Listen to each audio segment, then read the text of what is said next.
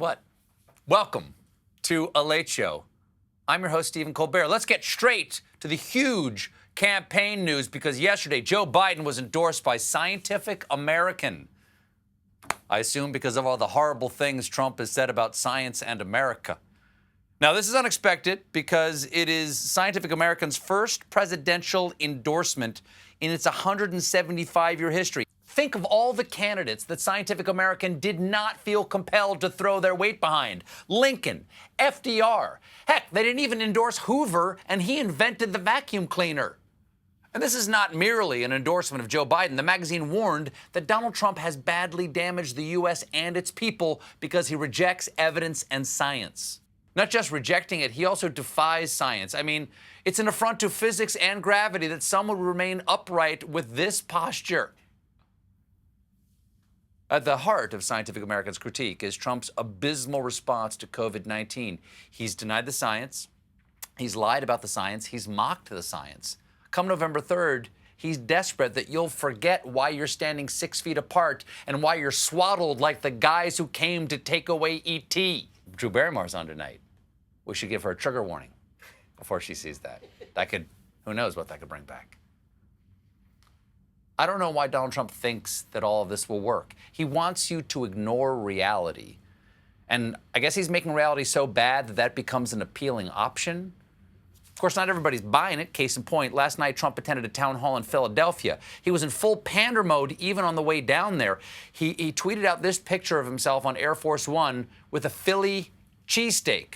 Well, based on Michael Cohen's book, I'm guessing it's not the first time he's ordered something with extra whiz.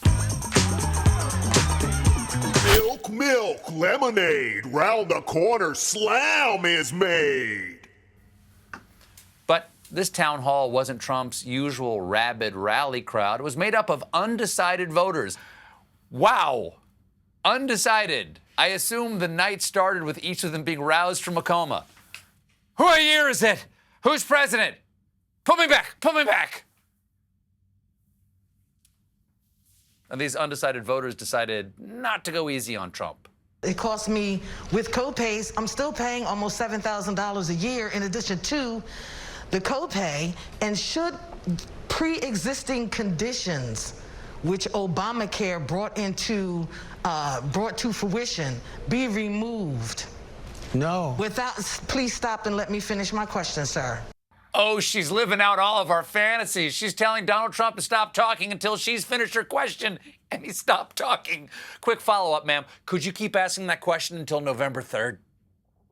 Now, one voter, just one, was angry about Trump's downplaying of the pandemic, something we heard Trump admit to doing in a taped conversation with Bob Woodward. If you believe it's the president's responsibility to protect America, why would you downplay a pandemic that is known to disproportionately harm low-income families and minority communities? Yeah. Well, I didn't downplay it. I actually, in many ways, I upplayed it in terms of action. I didn't downplay. In fact, I upplayed. And there's one thing I can promise you, no foreplay. I don't believe in it. It's the devil's waiting room. And you know he's lying because we have him on tape. In fact, I think we have a tape that I think we gave to one of my editors who I think I asked to remix it into, I think, a dance track. And I think it goes a little like this. I didn't downplay it. I actually, in many ways, I upplayed it in terms of action. I wanted to always play it down. I still like playing it down. I still like playing it down. In many ways, I upplayed it Down.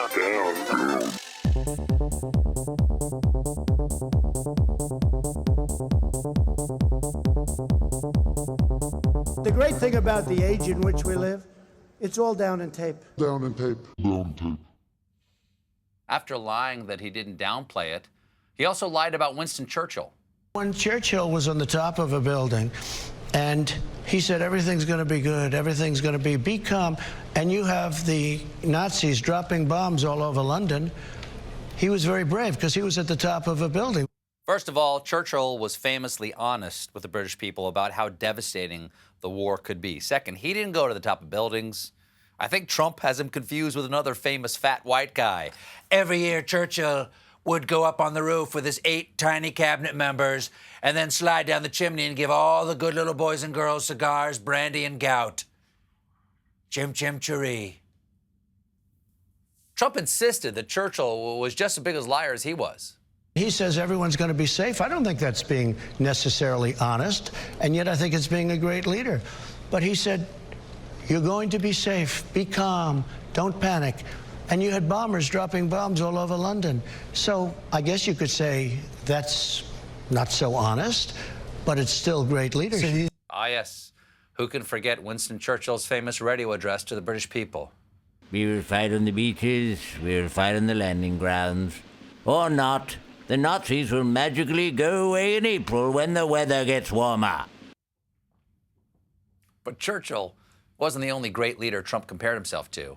I could be so I always used to sort of kid on the campaign trail that I could be more presidential, it'd be very easy, more presidential than any other candidate except for possibly Abraham Lincoln when he's wearing the hat.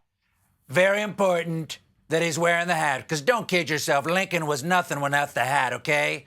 It's like that song, there must have been some magic in that silk hat on his head, 'cause when he finally took it off, John Wilkes Booth shot him dead. Oh, Abraham Lincoln, blah, blah, Gettysburg Address. At one point, George Stephanopoulos asked the president to reflect on his pandemic response. Could you have done more to stop it? I don't think so. I think what I did by closing up the country, I think I saved 2, maybe 2.5, maybe more than that lives. 2.5 lives. I saved John Cryer, Charlie Sheen, and that little half man. We miss you, Charlie. Then, we do miss Charlie a little bit, don't we? A little bit. Then one undecided voter faulted Trump for opposing the wearing of masks, but Trump knew who to blame. I will say this. They said at the Democrat convention they're going to do a national mandate. They never did it because they've checked out and they didn't do it. And a good question is you ask, like Joe Biden, they said we're going to do a national mandate on masks. He didn't do it. I mean, he never did it. Oh, that is a brutal takedown of President Biden. You know what? Now that I think about it, perhaps Joe Biden doesn't deserve another 4 years. Perhaps we should give this blonde-headed newcomer a chance. Perhaps he could sell us some trombones. Of course, we got trouble. Of course, Trump is not pro-mask, and he's not alone. He's following the example of the real experts. By the way, a lot of people don't want to wear masks. There are a lot of people think the masks are not good. And there are a lot of people that, as an example, Who are those people? Well, I'll tell you who those people are. Waiters, they come over and they serve you, and they have a mask. And I saw it the other day where they were serving me. And they're playing with a mask. I'm not blaming them. I'm just saying what happens. They're playing with a mask, and so the mask is over, and they're touching it, and then they're touching the plate. That can't be good. Okay. So he's asked who he thinks doesn't think masks are a good idea, and his answer was waiters, because I don't like what they're doing. Trump can't even muster empathy in a thought experiment. Sir, I can promise you there's one waiter who will take his mask off, and it's whoever spits in your next bowl of soup. Now, Trump brags about trying to fast-track vaccines, but also he says he doesn't need to. It would go away without the vaccine, George, but it's going to go away a lot faster with it. Would go away without the vaccine? Sure, over a period of time. Sure, with time it goes And many away. deaths. And you'll develop like a herd mentality.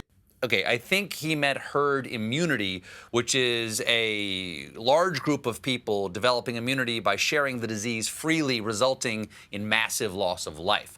Herd mentality is a bunch of people in red caps at an indoor rally during a pandemic, resulting in massive loss of life. Trump isn't the only one trying to reach out to the voters. So is Democratic nominee and dad who just heard there was curly fries on the menu, Joe Biden. Old Joe was in Florida yesterday for an event honoring Hispanic Heritage Month, and he kicked things off in a surprising way. I just have one thing to say. Hang on here. All right.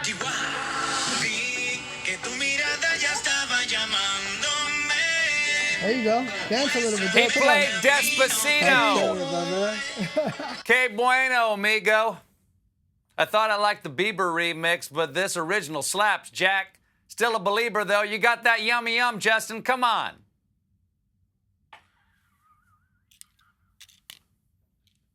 That was a bad Biden impression, even by my standards. Quick side note, pretty daring of Biden's team to start an event by having Biden find and play something on his phone. That is some high-stakes grandpa poker. Uh-oh. What's a face ID? Whose face? My face? Hello, Mabel? Get me Greenwood 6289. Turn on the Victrola. Dialing it in. Of course, this move by Biden may seem a little random, but he did actually have a reason for playing Despacito. He was introduced to the stage by one of the artists behind the song, Luis Fonsi. Now, I know CBS sometimes has a bit of an older audience who might not know who Luis Fonsi is, so let me explain. Neither do I. But I've been assured by younger members of my staff that that's what happened. Last night, Trump retweeted a doctored version of that Biden video. I just have one thing to say. Hang on here. The police coming straight from the underground. Wow. That takes real balls to manipulate a video of your opponent to make him way cooler. What's Trump going to say next? I saw Joe Biden smoking a spliff behind the 7-Eleven. Store clerk came out and said, stop. And he said, can it, daddy-o? And then he jumped into the sidecar of Steve McQueen's motorcycle, and they jumped a fence. That's bad boy Joe. Don't date him, girls. Now, the presidential election is only 48 days away. To put that in layman's terms, that's just 12 days of Christmases. Did that help you? Because it didn't help me. All I know is that we're going to be up to our asses in Lords of Leaping. Voting has never been more important. But Donald Trump has deliberately created confusion about how to vote. And it doesn't help that there are rules different from state to state. So, to help you clarify things, last night I officially launched our new website, betterknowaballot.com, that contains easy-to-follow voting information for every state. You just click on your state and you get the information you need to register to vote, requesting an absentee ballot, or voting early in person. We're even making videos for every state to help explain how to vote easily, early, and safely, wherever you live. There are 13 videos up right now for the states where you can start to receive ballots the soonest, and we'll be rolling out the rest in the coming days as other states get ready to send out their absentee ballots. Now, the site went live last night, and guess what? Evidently, you are really interested in voting because moments after I tweeted it, it got hit with so many visitors, it crashed. I don't understand. We hired the web designer who did Obamacare. They were so cheap. But we got things back up, running, and robust, and we are ready for the tsunami this time. Because a lot of people want this information. I mean, they say porn is the most popular thing on the internet, but I have never seen a porn site crash. Also, I've never seen a porn site. I hear good things and very bad things. Point is, if you want to vote, and of course you do, go to betterknowaballot.com and get the info and the links you need to start voting in your state right now. Then use the hashtag BetterKnowABallot to tell your friends and your family and your mortal enemies, because everybody should vote. And we've got a great show for you tonight. Drew Barrymore is here. But when we come back, Triumph the Insult Comic Dog holds a Trump focus group. It is worth sticking around for. I promise you.